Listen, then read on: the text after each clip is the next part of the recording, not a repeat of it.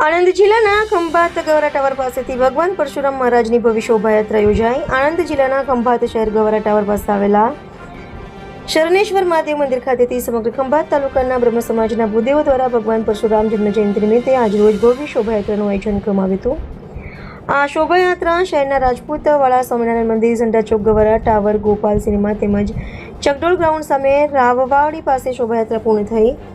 શોભાયાત્રાને સફળ બનાવવા મુખ્ય યજમાન શ્રીમતી સુશીલાબેન ભાનુશંકર જોશી તેમજ વિષ્ણુભાઈ ઇન્દુલાલ આચાર્ય દ્વારા પોતાના સ્વર્ગસ્થ માતા પિતાના આશીર્વાદ અને પ્રેરણાથી રાવવાડી ખાતે બ્રહ્મભોજન 84નું પણ સુંદર આયોજન કરવામાં આવ્યું હતું, જેમાં તાલુકા અને શહેરના બ્રહ્મબંધુઓએ 84 બ્રહ્મભોજનનો લાભ લીધો હતો.